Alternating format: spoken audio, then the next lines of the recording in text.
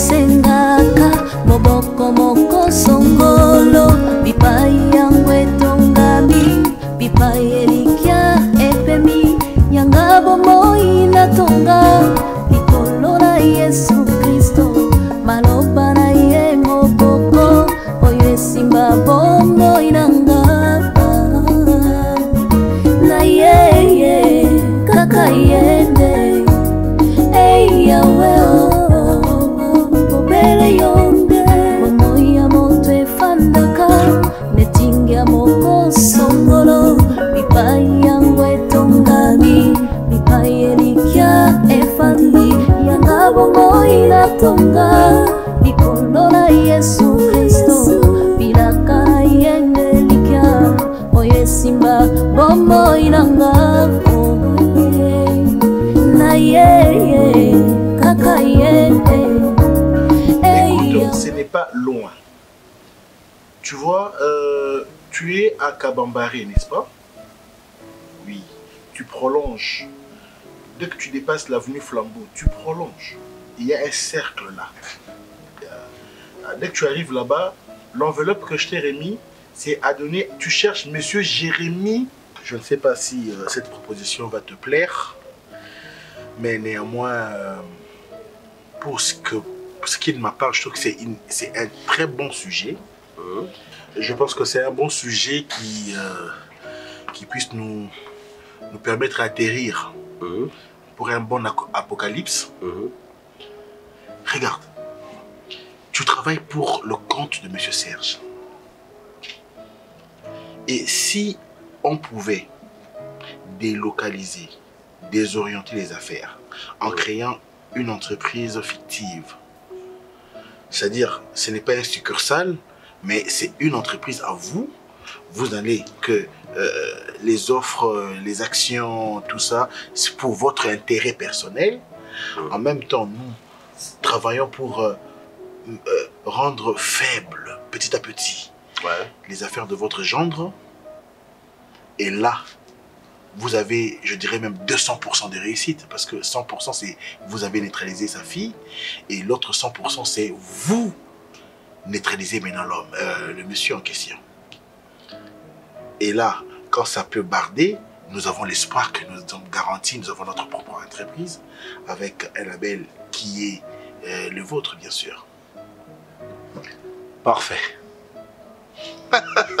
Voilà pourquoi j'aime être à tes côtés. Et alors, pour ce qui est des documents... Très bien. Donc, on va faire ça comme ça. On va aller trop vite, alors. Déjà, pour ce qui est des documents, là, c'est plus facile. Parce que moi, je détiens tout de ces messieurs-là entre mes mains. Donc, il est juste question de faire quelque chose de parallèle et c'est point barre. Et puis, on travaille avec ces documents. Oui. On travaille avec ces documents. Donc, on n'a pas à craindre tout ça. Ouais, nous gardons son identité.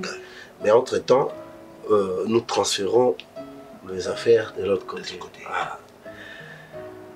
Génial. Alors, dans ce cas, pour ce faire, moi, je souhaiterais que vous vous effaciez. Ouais. Et je vais être à l'avant-plan. Moi, à mon tour, je crée une autre associée, un associé ou une associée. Ouais. Et cela peut nous permettre que vous soyez très à l'aise, moi à l'aise, de manière à ce que nous gagnions notre pari.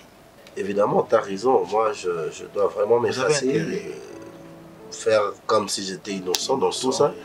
Mais sachant que tu es là, tu t'occupes de tout et l'associé en question, c'est pas aussi mauvais. Parce que moi, je ne recevrai que de rapports. Et tu peux me parler, quelle est l'ambiance que vous avez maintenant avec Mimi, d'autant plus que... Attends, ben, vous savez, lorsqu'on est malin, on sait manipuler les gens. Je fais semblant comme si je voulais la garder chez moi. Ah, ça c'est fort. Ça c'est fort. Je ne l'ai pas chassée. Non, ne la chasse pas. Ne la chasse pas. Je l'ai pas chassée. Il faut qu'elle ait complètement confiance en toi. Évidemment. C'est comme si c'était vous aussi, vous avez confiance en elle, alors que vous cherchez à l'anéantir totalement. Évidemment. Elle doit être virée. Imagine que la faute grandiose commise par elle. Et du coup, comme ça, là, l'homme tourne la page. vous avez réussi à Elle enlever... est confiante à niveau 0. Ah, c'est dit, mais ça, c'est vraiment un âme. Mais toi, t'es compliqué. Ici, moi et papa naïf, facilement comme ça. Oh, mais le papa présentement là, il est porté disparu. Oh, après les chocs, mais... Oh là là. Et tu sais que présentement là, son père, il s'est réfugié en Europe. Pourquoi? Mais il n'a pas pu supporter les chocs. Je sais que... Ah d'accord. Mais attends, mais c'est un faiblesse. C'est comme ça là, à 2 clos. Lorsque je lui montrais... Vous l'avez exhibé. Évidemment. Et tu sais quoi? Ouais. Et pendant ce temps, que faisais-je? En train de pleurer amèrement. Ben, mais c'est... J'étais en train de pleurer amèrement et le papa était trop affecté. Non, mais il va regretter sa stupidité. Hein. Il va le regretter. Je vais regretter. Moi par moment, il m'appelle pour avoir de nouvelles de l'entreprise. Et lui-même aussi est étonné que j'ai gardé sa fille sous mon toit. Là, vous enracinez encore la confiance de papa. Vous enracinez la confiance de papa.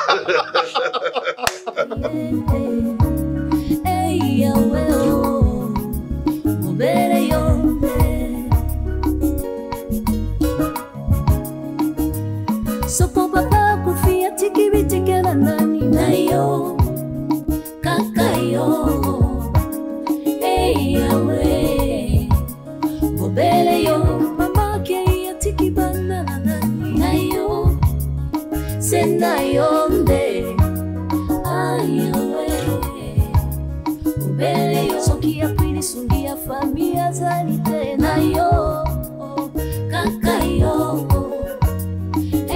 Yahweh, obere yonde, aina makina bandeko na ye, Joseph ateka makina ba oyo ye, goluna zabeti kaki yeso kimokete, abamaki. Non. Ça va? Oui, ça va. Ah. Comment? C'était ta journée? Ça va. Ok.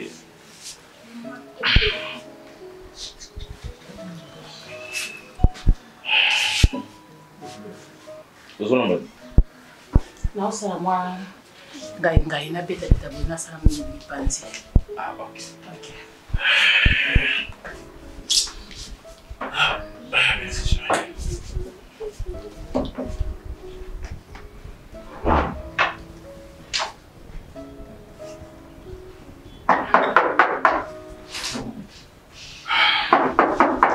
Oui, André. Vous allez bien? Oui, ça va.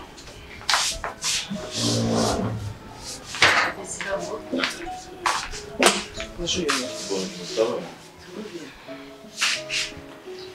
va? Là, ça va bien, mais Boutou, ça va pas. Pas bien, Mimi. Latine. Dans le lobby, hein? Yo, c'est là parce qu'il y a un avion ici, cause. Là, alias, si vous avez le bon soit là, il y a. Bah, tu es la famille, la banque basée, belé. Si je peux encore me tenir comme ça devant toi, c'est simplement parce que tu es mon mari.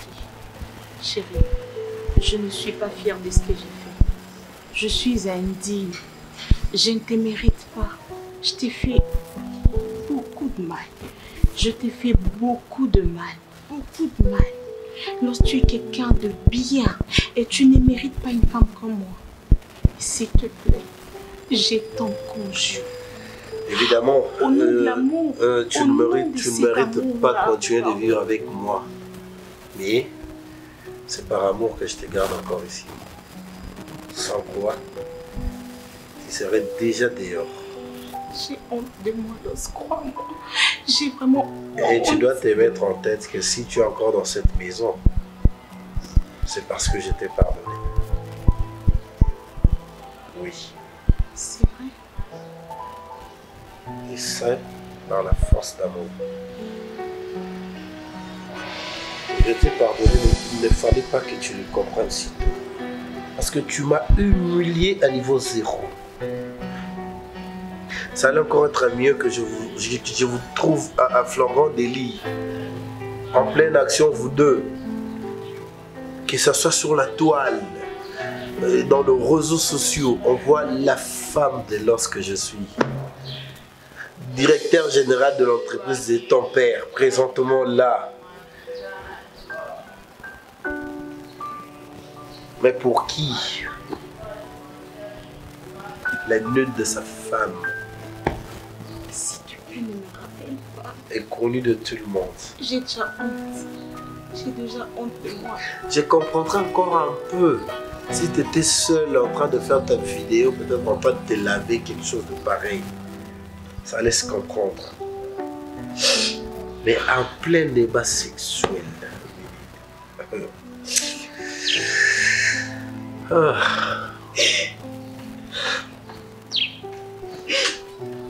Et de surcroît avec mon chauffeur, connu de tous. Tu arrives à comprendre un peu la gravité de la chose. T'as pas besoin de verser tes larmes, Mimi. Tu en as fait autant. Mais seulement que moi, à ta place, je me condamnerai à l'enfer. Parce que t'es quand même forte, hein? T'as des nerfs solides. Et t'es encore forte. Jusqu'à ces jours, tu te promènes. Tu te présentes à la place publique. Ouf! T'es vraiment une femme forte, une femme battante. Ne dis pas ça. Je suis pas forte. Si Je ne suis pas forte, Loss. J'ai fait des efforts. Mais pour sortir d'ici, j'ai fourni des efforts. Je ne suis pas forte. Je m'efforce d'être celle que je suis. Loss, parce que je suis obligée de me réveiller chaque matin. Je suis obligée de sortir. Je suis obligée de faire quelques courses. Oui. Je l'ai fait malgré moi parce que j'ai pas le choix. Et quand tu arrives dans un milieu public, tout le monde regarde et c'est elle. C'est elle, la dame en question. Ouf. Loss, je ne suis pas fière de ce que j'ai fait. Parce que les actes se suivent. Toujours avec les prénoms Mimi, Mimi. Aujourd'hui, c'est les tours de ma Mimi à moi. Hein? C'est quoi? C'est un prénom maudit ou quoi?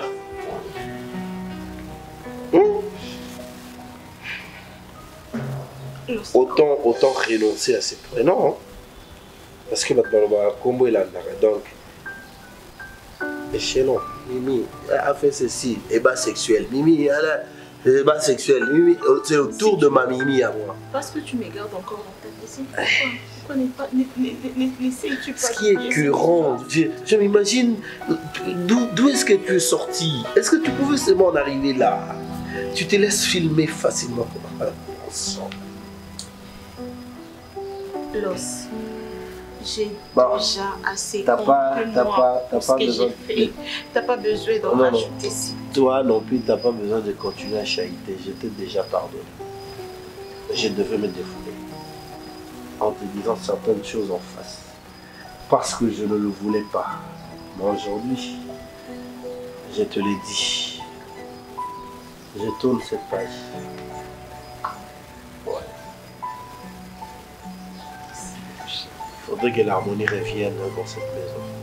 Et quant à ton père, je ferai de mon mieux pour qu'il t'accepte encore une fois comme étant sa fille. Loss, tu feras ça pour moi. Bien sûr que oui. Ne pense pas que j'ai arrêté de t'aimer. Je le ferai, t'en fais pas. Je suis désolée. Je suis désolée. Pardonne-moi, s'il te plaît. Zela na mosite pe Mimi. Boko sola chérie okomisi. Zela na pese moi que na ba famille na bango bazebele. Biso za mingi. Qu'est-ce qu'il y a encore? Beti aza musika to tikala ka biso mibale. Quoi encore? Butu aza mwana kasi na yo. Soki na ba Congo, muta ko hériter biloko na yo eza ye. Eya. Otiki maloba soki Butu aye ba benga na Butu. Et en plus yo tema ba kangyo ba kleboa. Tongo midi po kozaka na se ya kleboa yo pesi ordre na mwasi na yo abenga na Butu.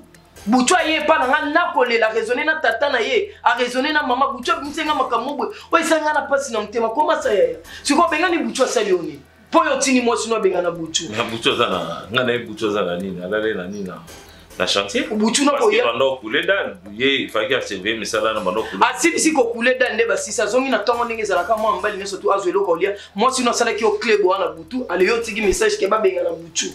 Ngai? Oui. Étoile. Est-ce que mon Attends d'abord. Étoile, est-ce que Buchu a ça? Ah c'est pas bengali. Chérie, vous pouvez s'appeler nga peine expliquer. OK, c'est bon. Nayeba ki teke. Il y a le bousson en ouais.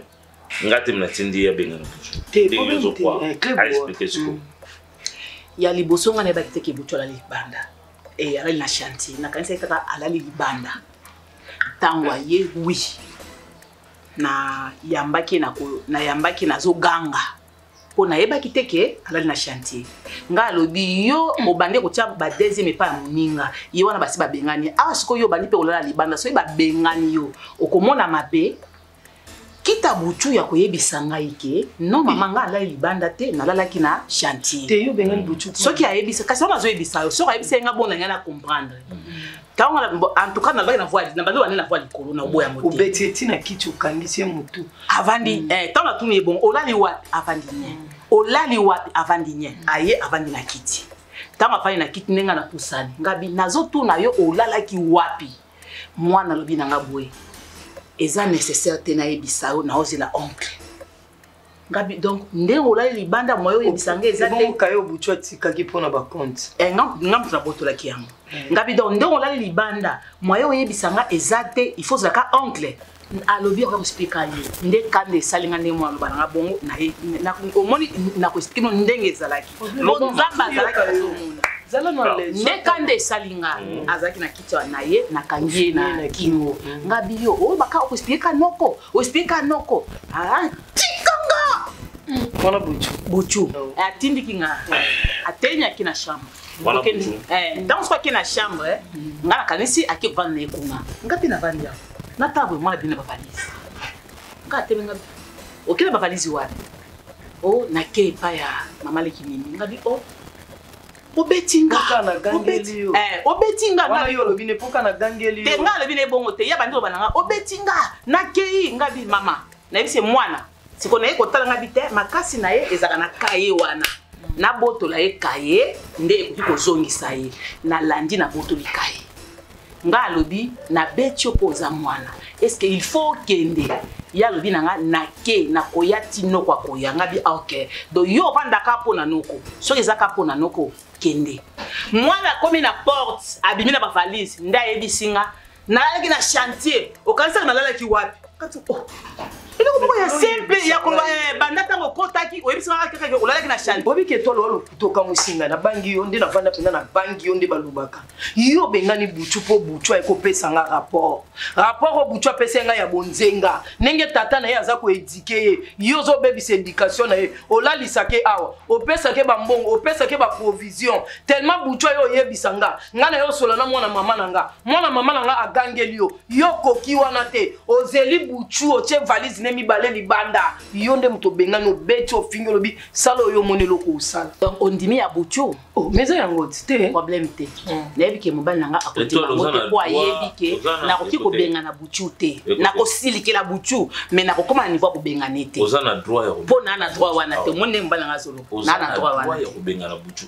oui chérie ozo rivaliser Buchu pour ani asali yo chérie na tuni ozo bilo ko mbongo kabino mo batu boli yango te papa est-ce que na neve oyanga neve ona non te to comprendre que Buchu asali mabe oyo lobi nyonso lobi OK on a lobi za mensonge na Genèse na Apocalypse ce n'est que du mensonge il y a Buchu de vérité c'est que Mimi est en train de dire il y a monde de vérité il y a monde de vérité merci ozo rivaliser pour ani même bon mo kabino mo boli zonga je t'appelle zonga ngai mutalo zonga na obenga zonga boy ko benga pe bon to yebinga bien ko ko benga nga modèle zo ngo benga te zonga boy lokolo zo benga Mimi ngana Mimi te ngana za étoile ngana Mimi te zonga boy leki na okati leki na yo ina ngati sikano ya non o memanga mbupamba kolanda mwasa munoko te yo solo ngana ko benga ya pardon ngana za Mimi te kasi yako tele ngana za Mimi te oyo leka no zo moni ya Mimi yo obengani Buchu pourquoi na bengani Buchu pourquoi attendez Moi, dans un édenga na misala. C'est énergie. Hein? Ah, mais kamoé. Ah, voilà. Bouchou.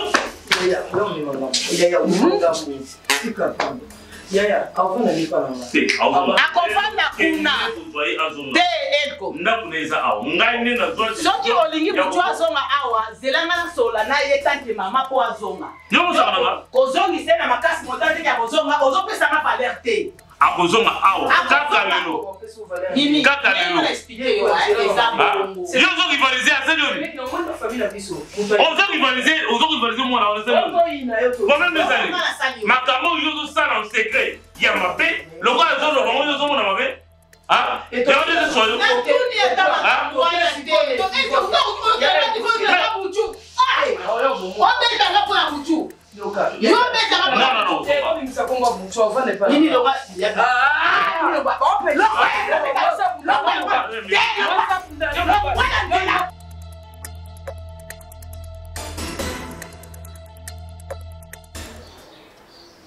Bouchou, eh? Bouchou!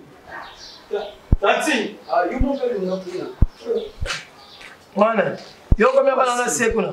Fallait pas penser biso courant, tu vas dire sur bana courant, biso. Yo amitié wani. Amitié wani, yo zambila hein? Tati. Yo zambela mbila na kwa tala yeto bende na courant. Ale ba bose na ngopia 2000 sala somba singeziki. Tati binga travailler na ba chantier biso sans courant. Eh, simba bien. Faut courir zalara. Bouchou. Ngala utikuna kandela la kakyo na kusola mame to la lobi o mankaki ye komia lobana yo abotoli yo kae. Est-ce que c'est là boye même il y a elle ko mon pas intimité abina ndena vana na Bouchou même penga na kamwa ki onga lobi ah Bouchou penda ko sala bon te mais boye mutra luka ka défense na ye ngaso na vantina so la no lisusu pona utikuna en tout cas na comprendre que étoile ne alingi o tekuna alingi ntera mwana na eka ninga za mal éduqué bongo ako ko éduqué bonzenga te na vandi na réfléchir ma étoile za passi il faut que nous maman faut que me capeno ko sula na bonzenga on est tellement long yo swali gamlo kwa mama na o Bouchou loba on y bonzenga place azaleli mama étoile na raison za na ba titi di wana ozana faut que ko mekano ko sula na bonzenga po mama bango bando continue za na ba titi di wana soki ka mwana zongiti petinga pesa nga pasi bonzenga za kwa grand frère na kolinda kumoko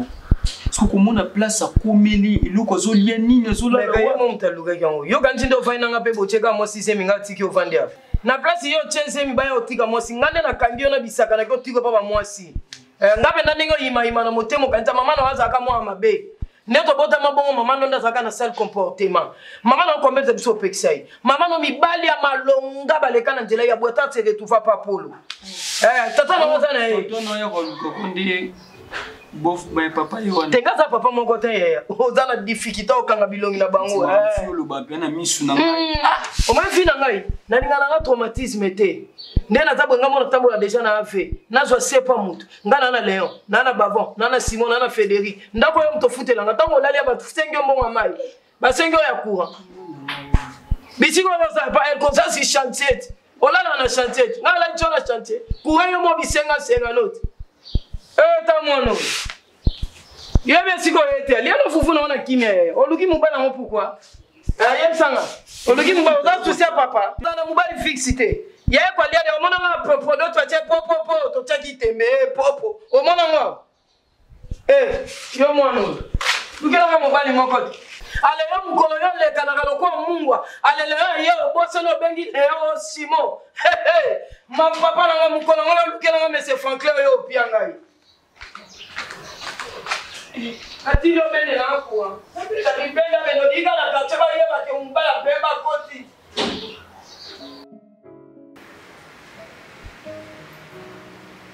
Oh, merci. Ça va? Ouais, ça va. Kala? Azali papa kaka yonde utobunga.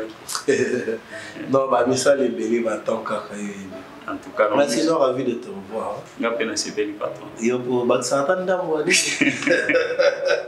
Non, c'est bien, il faut garder ta taille. Batabine on souffre hein, par moment. C'est puis nos bureaux d'un patron, ils sont morts au moyen terme. Non, mais pour que vous à terre qui toque, il faut garder qu'on gâte, on a comme nene. Ah, au paiement. Tout le monde est dans la salle de sport à cause de ça. Oh, c'est bien, il faut garder cette taille-là. Bon, ça bien. Ah, c'est bien, patron. Merci beaucoup. Un plaisir partagé. Ah, bah, d'accord, vous n'allez à tableau et bélé. T'es colandaté. Reste comme ça. Non, non, non. J'avais ma tête. Monsieur Losala. Ah, mon boss. Allez, soyez le bienvenu. Merci, papa. Ça va? Oui, très bien. Installe-toi. Merci. Comment vous allez? Ouais, tout va bien. Kadi. Oui, patron. Viens une fois.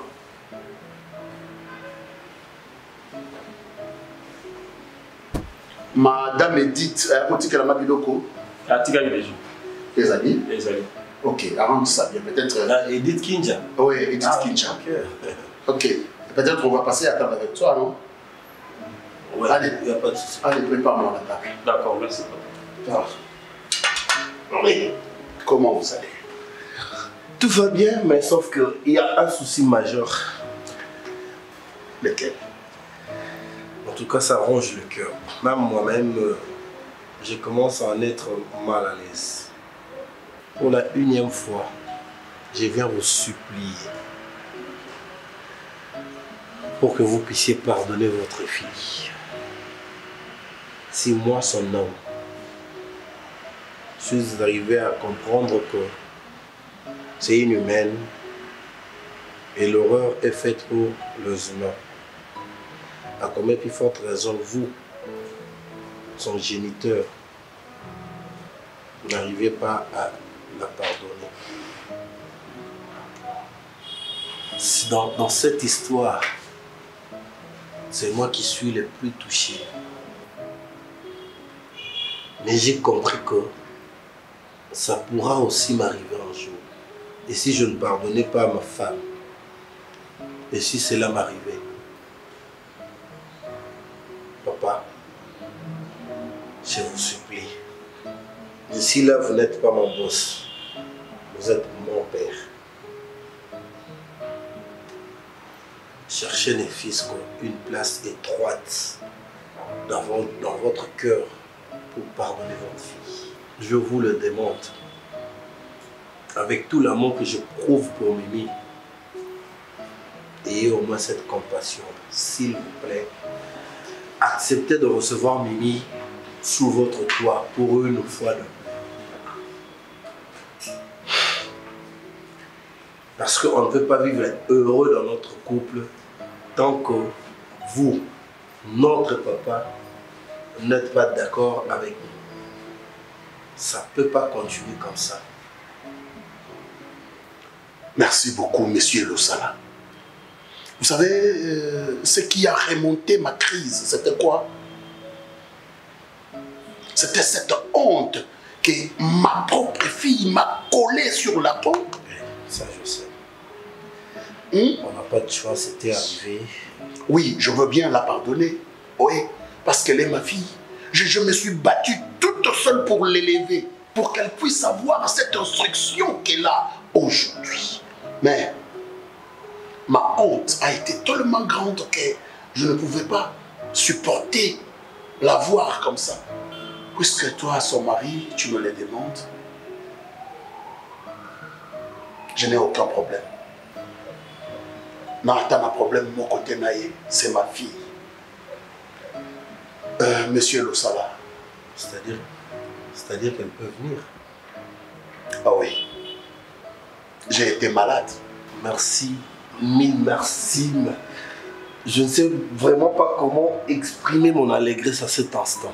C'est ma fille. Et je vous informe que grande sera sa surprise si elle apprenait que vous l'acceptez encore une fois de plus. C'est l'unique fille que j'ai. J'ai l'obligation de le faire. Vraiment, vous avez intérêt. J'ai l'obligation de la pardonner. Malgré toute la honte qu'elle m'avait collée, je la pardonne quand même. C'est pourquoi la Bible dit que l'esprit est bien disposé, mais la chair est faible. Comprenons-le. tournons cette page-là. Ok. Tout marche bien. Vous savez, tout à l'heure, là, lorsque vous avez parlé de Madame Edith Kidja, j'allais même vous informer qu'il était passé aussi au bureau. Ok. Ouais, il était passé au bureau pour déposer ses marchandises. Parce qu'elle attendait à ce qu'on le transfère au niveau de Matadi. Donc, c'est la nouvelle que j'allais vous passer. Ok. C'est une très bonne nouvelle. Parce que l'entrepreneuriat, il faut le faire. Évidemment, il faut arriver à y parvenir. Kadi, papa, la table est arrangée là. Oh là là, Evita est belé, Ndeko. Ok, monsieur Loussa, donnez-moi un petit moment, j'arrive. Ok. Oh, enfin, Mimi sera la plus joyeuse.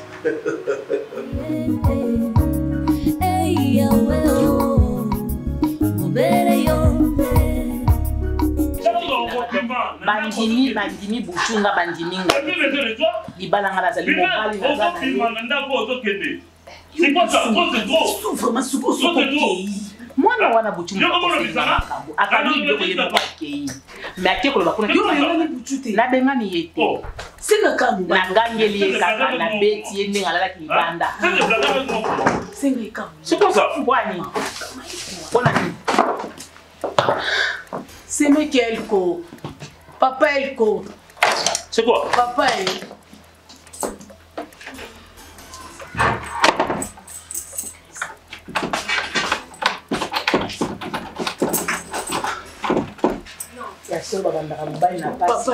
Papa, pardon. Cette fois-ci, l'aventure a se duré. Moi, c'est un peu de moi, c'est un peu de moi. Ceux qui allaient comprendre, c'est la salle. Ceux qui allaient comprendre, c'est la salle. Ceux qui allaient comprendre, c'est la salle. Si tu ne vas pas partir, écoutez, j'ai beaucoup supporté. On voit? J'ai beaucoup supporté. Adam Moussinanga, n'a rappelé une fois. Là, il a respecté parce que moi, si je jeunesse, ça nous nous titre comme le niveau. Mais ma bêtise de tout ça. Moi, l'éducation m'a besoin de petit ordre, il y a qui a déformé pour que moi, je me tout ça. Ma comme je dis ça, on a évité, il y a informé, non. Donc il faut que ceux qui ne veulent informer, ma bénédiction. Ma bénédiction. Ça fait ça. Et à combien de niveau? À combien de niveau Benanga? À Benanga, ne fait pas. C'est touché à la prunelle de mon œil. Ça, c'est touché à la prunelle de mon œil. Écoutez, je te dis, na lobby et Sili Ngainayo. Bima Kende. Bima Kende. On moni ceux qui ont kendete. On moni ceux qui ont kendete. J'ai pas mon problème. Ce n'est pas mon problème. Papa el kolimbisa ya. Na lobi déjà. Ba fali zo ngona bima kende. Soko kendete. Omoni porte wana. Hein? Limite na yo wana. Okotate. Okotikala kokotate. Le gars là yo olingo ça la bras de fer nanga. Dans le gars nga keno yo poko mobile. Hein? Nga une école, je suis maintenant une femme en pantalon. Na ici baté. Et ko simbate. OK? Bah fallait zo ngona bima kende. Bima kende. Je suis pas besoin de toi. Qu'on attend sur la vaille na yo plus de je vais voir ça après. Je vais voir ça après. Mon problème est ça que non bima na kende. Je vais voir ça après. Oh ngolo ba ona avale ça. Je vais voir ça après. Papa el koti quand on a beau fond on va pas se pas dire. Porte-toi diable, on doit fond là. Il y a na yo, ba bêtise aux ça aux mon monter. Limbisa ça. Moi na va biloko yemoko. Non, ça fille. Mais ba yo kelinga. Ta sœur Azam menteuse. Ta façon de parler, et l'accent que non, rapport à non peut ça on en cause. OK? Bochunde alobi ya solo. Papa na nyonso nga na osengo ka bolimbi safi safi bolo bisanga na makamebele au sala. Pardon papa yo sambela kateli. Ba ndazana makamebele il faut na sala. Na makamebele faut na sala. Donc je ne veux pas rester ici pour na bana koloba makam na ye. Na suis déjà décision bimakindi. Soit okende wa. Iye mo ga place okende. Tant que moi on a bien, tant que moi on a bien maki, azula quelle solution.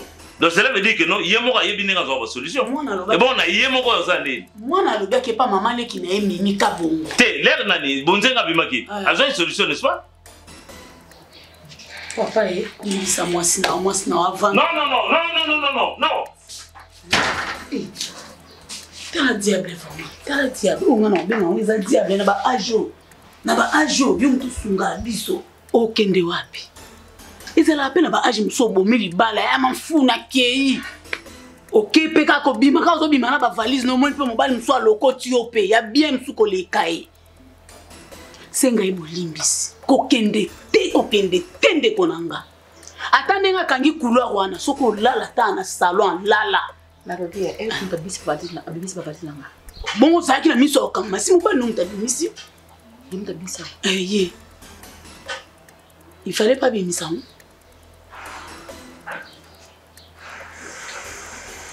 Elle comme t'as mis sa valise, alors bien qu'il y a mon ando ko biso e moko dozaka. Moi na za on dirait pio moko bobati la mno na kati anda. Mais ngande no monela. Yo benga na mwana ana. Pour moi na façon lula ndako na bo mengwa ndako na ba mbongo nde ba pesa kae. Moi na jamais ko kende ye moko. Naibio très bien. Donc on a bengana ki nde mobali na ngape oto vanda kana etula na mpe moko makambo. Ngana elle ko soto bito tiana ki fiançailles to ki déjà ba 30 ans. Kasi lelo abengani ngaponga na bengani buchu. Est-ce que yozo mona normal. Neti buchu na bengani. Est-ce que ero a ki obengana na ndako ponga bengani buchu. Très bien. Et ça normal. C'est normal. Makasi.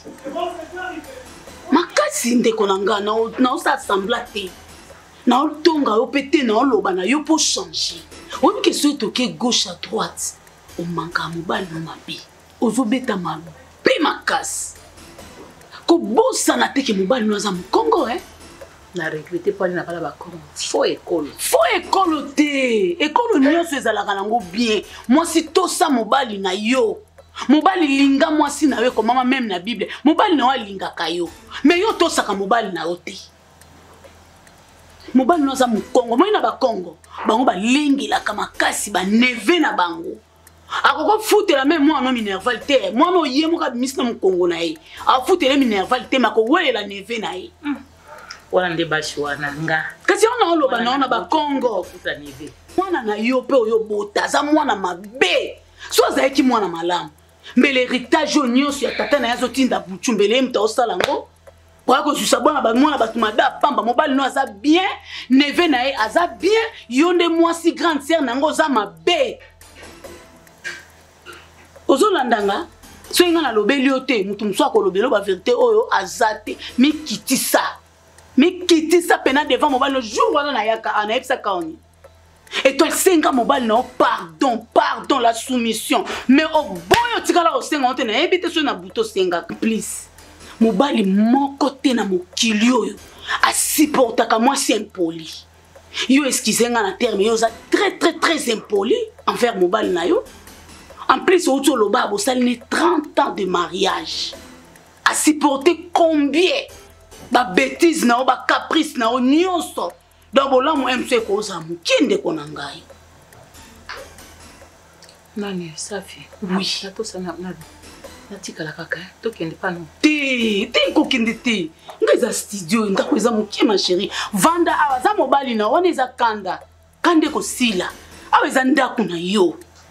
Wana za mobali na elko vanda mwana ana osonga mais mwana ana zongi na ndako yo changer comportement vers mwana loko te eza bongo te tika ko raisonner bon yo ndo sali mabe makasi au moins likolo mabe likolo anko likolo bongai au moins eloko eboteli yo ko kende te vanda awanda ko eza yo mobali aza yo ba valise loko akangine kulu a problème ezate.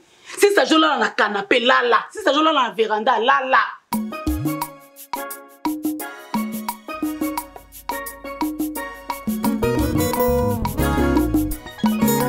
Como ya moto ese